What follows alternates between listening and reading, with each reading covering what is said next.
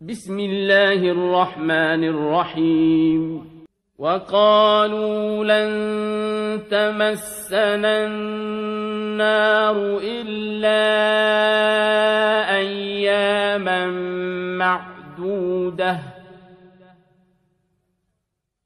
قل أتخذتم عند الله عهدا فلن يخلف الله عهده أم تقولون على الله ما لا تعلمون بلى من كسب سيئة وأحاطت به خطيئته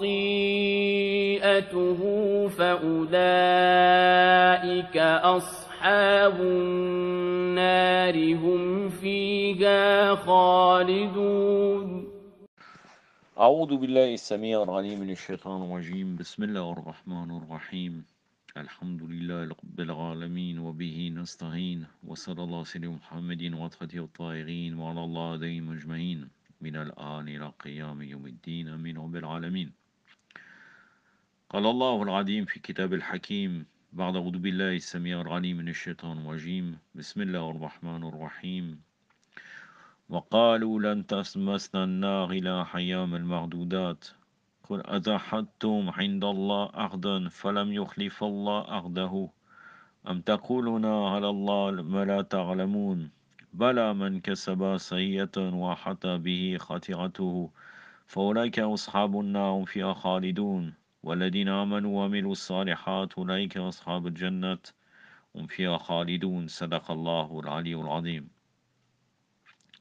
Allah subhanahu wa ta'ala nous dit dans le Saint-Coran, dans la sourate Al-Baqarah, versets 80 et 82, ils disent, nous ne serons retenus en enfer que quelques jours. Dit, avez-vous fait un pacte avec Allah allant dans ce sens, car Allah ne manque jamais à son engagement.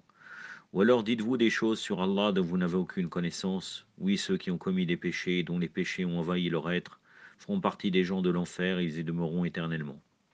Et ceux qui auront cru et accompli les bons actes feront partie des gens du paradis et les resteront éternellement. La suite du tafsir, là le Mufassir va ne rien rajouter avec ce qui est dit dans le verset, sensiblement dans le verset Alhamdulillah que nous avons tafsir Imam Hassan Askari. Je commence par ce qu'il dit. Le Coran révèle ici une affirmation sans fondement des Juifs avec laquelle ils se targuaient et qui est en partie à l'origine de leur égarement. Il est écrit dans un premier temps. Ils disent nous passerons que quelques jours en enfer. Avez-vous fait un pacte avec Allah parce que Allah ne viole pas son engagement? Ou alors dites-vous au sujet de Allah des choses dont vous n'avez aucune connaissance? La croyance que les Juifs avaient en se disant qu'ils sont le peuple élu les amenait à dire qu'ils ne passeront que quelques jours en enfer. Ensuite, ils sont propulsés au paradis pour toujours. Cela est l'une des preuves évidentes de leur orgueil et de leur complaisance. Cette expression de mérite n'est compatible avec aucune raison, car il n'y a pas de différence entre les êtres humains du point de vue punition ou récompense des actes auprès d'Allah. Qu'est-ce que les Juifs ont fait pour mériter qu'on leur accorde le sursis de ne pas subir la hausse générale du châtiment? De toutes les manières, le verset ci-dessus exprime logiquement que l'attitude juive est d'abord absurde et fausse. Puis il précise que la situation se présente de deux manières. Les affirmations sont fondées sur un pacte qu'ils ont fait avec Allah, ici.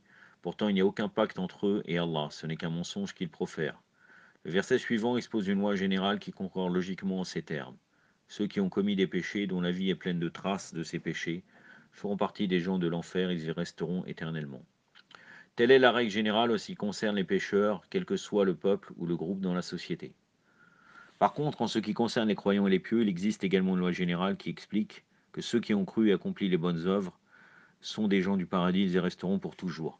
Il a terminé avec le tafsir proprement dit, il a quelques notes, commettre les mauvais actes. Par exemple là, il dit, ce qui fait que le passage dans le là qui dit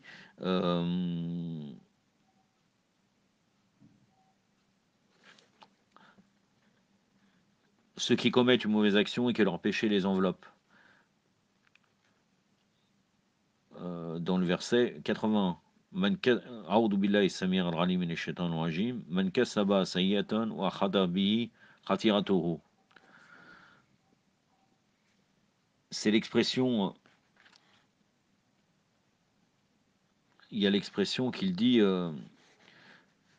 que leur péché les enveloppe. C'est-à-dire que là, c'est des gens qui commettaient des péchés en toute connaissance de cause. C'est le fait que le pécheur s'imagine dans un court calcul superficiel qu'il peut commettre certains péchés et les abandonner juste dans sa bouche. C'est pour cela qu'ils sont châtiés éternellement. Ils sont châtiés dans l'enfer à perpétuité. Ceux-là qu'on évoque dans quelques versets qui suivent. Après, dans d'autres versets plus loin, dans le verset 86, ils ont troqué la vie d'au-delà contre la vie d'ici-bas, raison pour laquelle il n'y aura pas de réduction de leur châtiment. Prochainement, on le commentera, donc je ne vais pas vous le citer en arabe. Et là, je vais aller directement dans le tafsir de l'imam Hassan Askari, alayhi salam. Et là, je vous invite à revenir à l'intérieur parce que c'est très long. Mais moi, je vais résumer. Je vais me concentrer sur les versets uniquement, le commentaire des versets, parce qu'il y a beaucoup de parenthèses. Donc là, sur le verset... Non, un instant. Donc voilà, le verset. Donc voilà, les versets. Donc là, l'imam Hassan Askari a dit... Donc là, ils ont dit, le feu ne touchera que pour quelques jours comptés. Le saint imam Hassan Askari alayhi salam a dit, alayhi salam, Allah le majestueux a dit, ils ont dit, signifiant les juifs, qui étaient déterminés, qui ont affiché leur croyance et ont gardé en secret leur hypocrisie, les comploteurs contre le messager d'Allah sallallahu alayhi wa sallam s'amusant purifiés, dans l'espoir qu'il les détruirait. Le feu ne nous touchera que pour quelques jours comptés, et que leurs beaux-parents et leurs frères parmi les musulmans qui ont gardé leur incrédulité en secret envers Mohammed sallallahu alayhi wa sallam et ses compagnons, bien qu'ils soient conscients de leur état. Donc c'est-à-dire que là, le verset ne concerne pas que les juifs. Il concerne aussi les gens qui étaient parmi les musulmans qui étaient des hypocrites.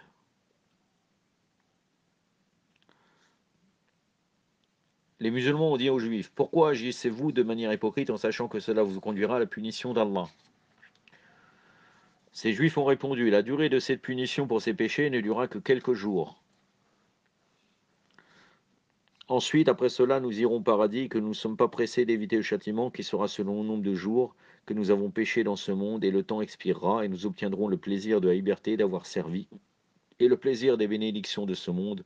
Nous ne nous soucions pas de ce qui se passe par la suite, car elle ne sera pas éternelle et finira par arriver à son terme. Allah le Majestueux dit, ô Muhammad, Allahumma salli ala Muhammad wa ali Muhammad wa lajjal farajahum wa al'anadahum. Auriez-vous pris un engagement avec Allah que votre punition pour votre non-croyance en Muhammad et votre rejet de ses signes, et pour Ali et les autres califes bien guidés, c'est-à-dire les imams alayhi salam, et gardiens, sera coupée et non permanente, il y aura un châtiment éternel qui ne s'arrêtera jamais pour eux. Alors il est mieux de ne pas commettre des péchés aussi affreux par votre mécréance en Allah et en son messager et les signes bien guidés après lui. Alayhi salam. Le majestueux a dit, ceux qui font le mal et qui sont concernés par leurs péchés, ceux-là sont les gens du feu, où ils demeureront éternellement. Imam Hassan Askari alayhi salam a dit, les ignobles péchés sont ceux qui te font sortir de la religion d'Allah, qui t'éloignent de la relation d'Allah et vous impliquent dans la punition d'Allah, en associant quelqu'un à Allah et en ne croyant pas en lui, ni dans la prophétie de Muhammad sallallahu alayhi wa sallam, dans l'amitié de Ali alayhi salam. Chacun de ces péchés sont ignobles et les actions de ceux-ci seront détruites, et ceux qui commettent ces péchés, ceux-là sont les gens du feu où ils demeureront éternellement. Après, il y a un long chapitre dans le tafsir qui dit l'amour pour Ali alayhi salam est tellement une bonne action qu'aucun péché n'en sortira. Donc là, l'imam nous explique qu'est-ce que ça veut dire. Et c'est très long, assez long. Hein. Après, il y a même la signification du terme rafidi, vous pouvez revenir, ce n'est pas le sujet. Il me semble même que j'avais fait une vidéo sur cela, si je ne me trompe pas. Là, quand on arrive au tafsir, 4 ou 5 pages plus tard, donc là on arrive au verset 82. Et ceux qui croient et pratiquent les bonnes œuvres, ceux-là sont les gens du paradis, où ils demeureront éternellement. Ils sont ceux qui ont cru en Allah et qui ont suivi Muhammad sallallahu alayhi wa sallam, Allahumma salli ala Muhammad wa ali Muhammad wa lajjal farajahum wa al'anadahum, et qui ont suivi Muhammad, peu importe ce qu'il disait, considérant toutes ses actions correctes, acceptant Ali alayhi salam comme le chef des imams après lui, considérant aucune personne ou communauté égale à lui. Et les chirins de Ali alayhi salam sont ceux qui, sur le chemin d'Allah, ne se préoccupent pas que la mort vienne à eux ou s'ils vont à elle. Et les chirins de Ali sont ceux qui préfèrent leurs frères à eux-mêmes, malgré qu'ils soient dans des difficultés, ils ne regardent pas vers ce qui a été interdit et ne restent pas éloignés de ce qui a été ordonné. Et les chirins de Ali sont ceux qui gardent à l'esprit Ali alayhi salam quand ils honorent leurs frères croyants. Cela n'est pas ma parole, mais la parole de Muhammad sallallahu alayhi wa sallam, c'est de l'Allah. Et faites de bonnes actions, remplissez vos obligations après avoir cru dans l'unité d'Allah et la prophétie, ainsi que l'imama et la plus grande des obligations, le respect des droits des frères d'Allah et agir en accord avec la dissimulation, c'est-à-dire taqiyya, des ennemis d'Allah, le majestueux. Soyez attentifs à la dissimulation et le respect des droits des croyants. Je m'arrête là. Après, il y a plusieurs pages sur la taqiyya, très intéressantes. Vous pouvez revenir. Et même après, là, on arrive à où l'imam va nous parler de l'humilité et la vertu de servir les faibles. La prochaine fois, je continuerai éventuellement avec le tafsir du Hassan Askari, puisque, comme d'habitude, là, ça va être très très long, mais je résumerai. Comme d'habitude, le Mufassir, en règle générale, ne dit pas grand-chose.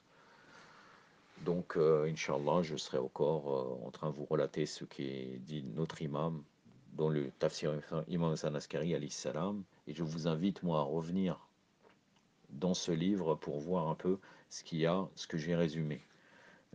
Succinctement, vous pourrez voir un peu d'une manière plus complète ce qui est dit sur ces nobles versets. أكتفي بهذا القدر وصلى الله على محمد وأطهره الطاهرين والسلام عليكم ورحمة الله